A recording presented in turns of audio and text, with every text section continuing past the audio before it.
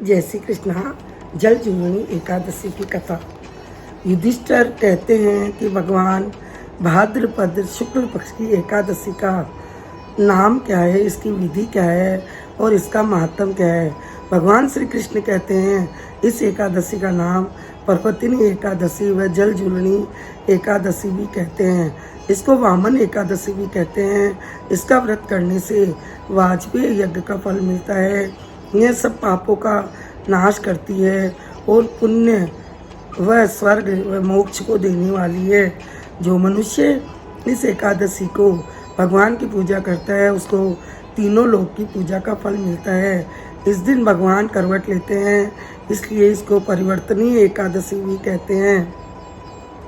भगवान के वचन सुनकर युधिष्ठिर ने कहा, भगवान मुझे संदेह हो रहा है कि आप किस प्रकार सोते हैं व करवट लेते हैं और किस प्रकार राजा बलि को बांधा वह वामन रूप धरकर क्या क्या लीलाएं की। श्री कृष्ण कहते हैं, हे राजन, अब आप सब पापों को नष्ट करने वाली कथा का श्रवण करो।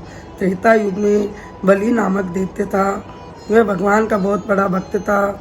वह नित्य ब्राह्मणों का पूजन करता और यज्ञ करता था, लेकिन इंद्र से द्वेष करके उसने इंद्रलोक व सभी देवताओं को जीत लिया था।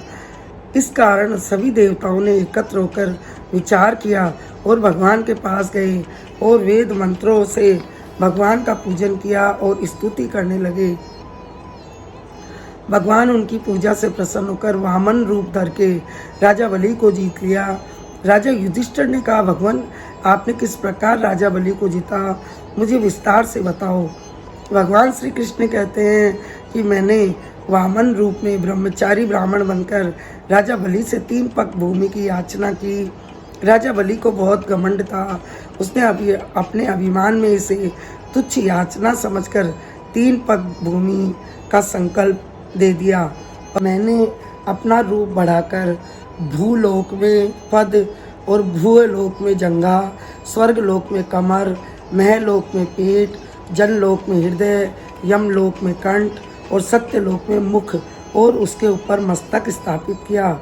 सूर्य, चंद्रमा आदि सब ग्रह गण, योग, नस्तक्र, इंद्रादिक देवता और शेष आदि सब नाग गणों ने विधि प्रकार से वेद सूक्तों से प्रार्थना की। तब मैंने राजा बलि का हाथ पकड़कर कहा, हे राजन, एक पद से पृथ्वी, दूसरे से स्वर्गलोक पूर्ण हो गए, अब तीसरा पग कहाँ रखूं? तब राजा बलि ने अपना सिर झुका लिया और मैंने तीसरा पग उसके मस्तक पर रख दिया, जिससे वो पाताल लोक में चला गया। फिर बलि ने भगवान से बहुत प्रार्थना की तो भगवान बोले कि मैं सदैव तुम्हारे पास रहूँगा। इसलिए मेरी एक मूर्ति बलि के आश्रम पर, दूसरी क्षीर सागर में शेष नाग की पीठ पर हुई। हे राजन, इस एकादशी को भगवान शयन करते हुए करवट लेते हैं, इसलिए तीनों लोकों के स्वामी भगवान विष्णु की पूजा आराधना करनी चाहिए। इस दिन तांबा, चांदी और दही का दान करना चाहिए। रात्रि जागरण करना चाहिए। जो विधि पूर्वक इस एकादशी का व्रत करते हैं वो सब पापों से मुक्त होकर स्वर्ग को जाते हैं और यश को प्राप्त करते हैं। जो इस पाप नाशक कथा को पढ़ते हैं, कहते हैं, सुनते हैं, उन्हें 1000 अश्वमेघ यज्ञ का फल प्राप्त होता है। बोले विष्णु भगवान की जय, लक्ष्मी महारानी की जय।